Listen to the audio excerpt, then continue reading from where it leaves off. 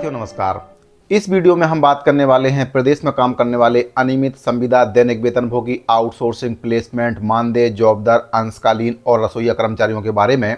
तो इन कर्मचारियों के बारे में विस्तार से आज हम इस वीडियो में बात करेंगे कि आखिर प्रदेश में इन कर्मचारियों की संख्या क्या है, सरकार ने आज तक इनको अनियमित के तौर पर क्यों रख रखा है, जबकि हाई कोर्ट से जो निर्देश है कि समान काम के बदले समान वेतन कर्मचारियों को देना है, लेकिन उसके बाद भी सरकारें आखिर कर्मचारियों का नियमितीकरण क्यों नहीं कर रही हैं, क्यों कर्मचारियों का शोषण किया जा रहा है, लगातार उनको अनियमित में भर्ती किया जा रहा है और सरकारें आ रही हैं, सरकारें जा रही हैं, लेकिन कर्मचारी वहीं के वहीं हैं। ना ही उनको किसी प्रकार की सामाजिक सुरक्षा मिल पा रही है, ना ही उनका नियमितीकरण कर पा रहे हैं, ना ही उनको पेंशन मिलना है, ना ही उनको किसी प्रकार से जॉब सिक्योरिटी मिलना है। तो साथियों, आखिर ये कब तक चलता रहेगा? यही सब मुद्दों को लेकर आज हम इस वीडियो में बात करने वाले हैं कि कौन से कर्मचारी किस कैटेगरी में आते हैं, कितनी उनकी संख्या है, पूरा आपको जानकारी आज मैं इस वीडियो में दूंगा। इसीलिए आप वीडियो में अंत तक जरूर बने रहिए। सभी साथी इस वीडियो के माध्यम से अपने अपने विभाग की जो कमियां हैं उसको भी आप जानने की कोशिश कीजिए कि आपके विभाग की या आपकी खुद की क्या कमी है, क्यों अभी तक आप नियमित नहीं हो पाए हैं। क्योंकि कहीं ना कहीं अनियमित के तौर पर काम करने के लिए कर्मचारी भी जिम्मेदार हैं, क्योंकि जब सहयोग की बात आती है तो कर्मचारी सहयोग नहीं करते हैं। वे सोचते हैं कि सबका होगा तो हमारा भी हो जाएगा, इसीलिए आज तक कर्मचारियों का नियमितीकरण नहीं हो पाया है। तो साथियों, आपको बताना चाहूँगा कि छत्तीसगढ़ के जो अनियमित कर्मचारी संगठन हैं लगातार इसमें अपनी महत्वपूर्ण भूमिका निभाते आ रहे हैं और ये भूमिका निभाते निभाते उनके ऊपर FIR भी हो चुकी हैं। आज तक वे पेशी कर रहे हैं, जबकि साथियों आप अपने घर में बैठकर केवल YouTube में देखकर खाली एक कमेंट करते हैं कि नियमितीकरण होना चाहिए, हमारे विभाग का होना चाहिए, हमारा होना चाहिए, पहले हमारा करो, लेकिन कोई भी आगे नहीं आना चाहता है। तो ये आखिर कब तक चलता रहेगा? ऐसा ही अगर चलता रहा तो पिछली सरकार के द्वारा भी घोषणा पत्र में शामिल किया गया था कि हम आपका नियमितीकरण करेंगे, लेकिन नहीं किया।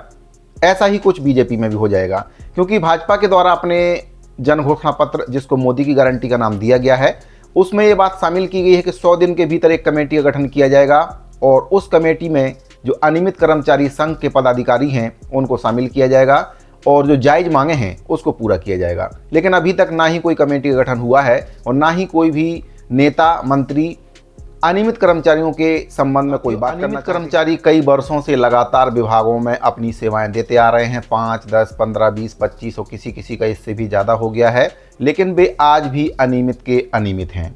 ना ही उनको किसी प्रकार की पेंशन मिलना है, ना ही उनको किसी प्रकार की मेडिकल की सुविधा मिलना है। अगर किसी अनियमित कर्मचारी की मृत्यु हो जाती है तो उसके बाद भी कर्मचारी को कोई फैसिलिटी नहीं मिलना है और उनके जो परिवार हैं उनको कई प्रकार की समस्याओं का सामना भी करना पड़ सकता है।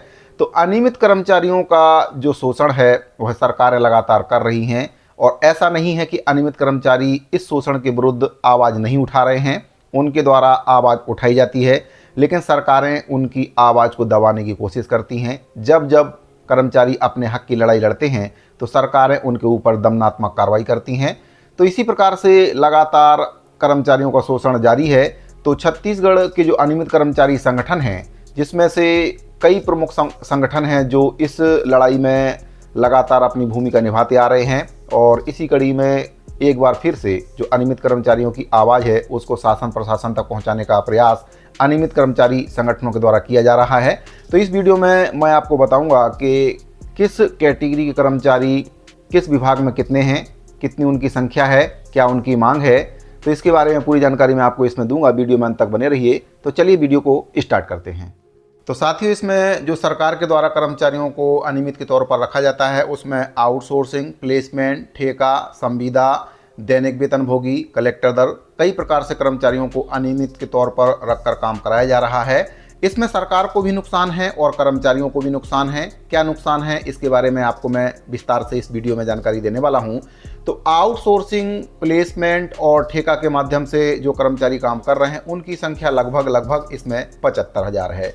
आउटसोर्सिंग, प्लेसमेंट और ठेका में भर्ती करने का जो उद्देश्य सरकार का है, सरकार केवल नियमितीकरण करने से बचना चाहती है और आर्थिक रूप से सरकार के ऊपर कोई भार ना आए उससे भी सरकार बचना चाहती है। साथ ही युवाओं के शोषण करने से भी सरकार बाज नहीं आ रही है और लगातार इस सिस्टम में अनियमित कर्मचारियों को भर्ती सरकार करती है ताकि उनको आर्थिक बोझ ना आए, उनका कम पैसे में काम हो जाए और ज़्यादा काम हो जाए। तो सरकार का ये उद्देश्य है अनियमित के तौर पर कर्मचारियों को रखने का। दूसरा इसमें है कर्मचारियों को क्या नुकसान है, तो कर्मचारियों को काफ़ी नुकसान है इस प्रकार की भर्ती से। जो विभाग हैं मनमाने ढंग से ज़्यादा काम कर्मचारियों से लेते हैं और उनको वेतन कम देते हैं। महंगाई भत्ता जो कि वर्तमान में नियमित कर्मचारियों को 44% की दर से मिल रहा है, कर्मचारियों को महंगाई भत्ता नहीं देना पड़ता है। और गृह भाड़ा भत्ता, समूह बीमा, चिकित्सा, क्षतिपूर्ति, अवकाश, ग्रेजुटी, पेंशन, अनुकंपा नियुक्ति, इन सभी सुविधाओं से कर्मचारियों को वंचित रखा जाता है। ये सब सुविधाएं कर्मचारियों को नहीं मिलती हैं। पंजीयन के तौर पर मोटी रकम लेकर कर्मचारियों की नियुक्ति की जाती है। कभी भी अनियमित कर्मचारियों को कार्य से पृथक कर दिया जाता है। तो ये कर्मचारियों को काफ़ी इसमें नुकसान है अनियमित के तौर पर काम करने में। अब बात करते हैं कि कर्मचारियों को इसमें क्या लाभ रहता है। तो जो कर्मचारी हैं इनको श्रम कल्याण का लाभ मिलता है, जैसे कि इसमें कर्मचारियों को EPF और ESIC का लाभ कर्मचारियों को दिया जाता है।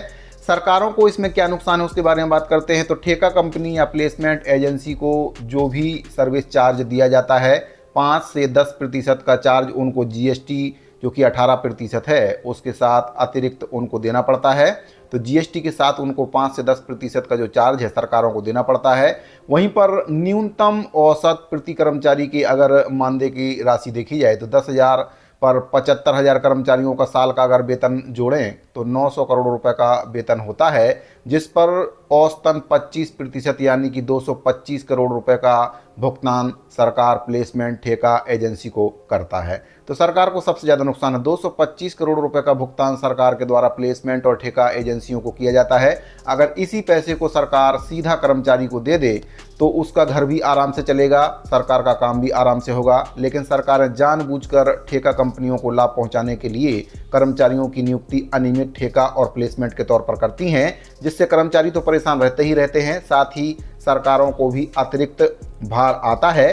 अब इसमें हम बात करेंगे कि जो कर्मचारियों की संख्या है वह कितनी है।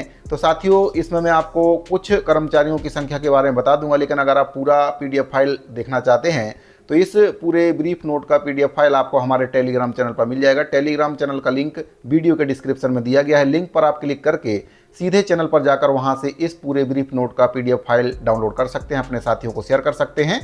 साथियों इसमें जो पहला है संचालक नगरीय प्रशासन एवं विकास, इनकी जो संख्या है लगभग 25,000 है। मार्कफेड में 7600, Chhattisgarh state marketing corporation limited में 5,771 कर्मचारी हैं। व्यावसायिक प्रशिक्षक में 1184, छत्तीसगढ़ राज्य अक्षय ऊर्जा विकास अभिकरण में 800, छत्तीसगढ़ भवन एवं अन्य सन्निर्माण कर्मकार कल्याण मंडल में 717 कर्मचारी कार्यरत हैं। इसी प्रकार से पंडित जवाहरलाल नेहरू स्मृति चिकित्सालय महाविद्यालय रायपुर में 700, ITI गार्ड में 540, Chhattisgarh state industrial development corporation limited में 466, जल जीवन मिशन में 464, छत्तीसगढ़ गृह निर्माण मंडल में 450 कर्मचारी कार्यरत। इसी प्रकार से और भी कई विभाग हैं जिसमें कर्मचारियों की संख्या इसमें दी गई है।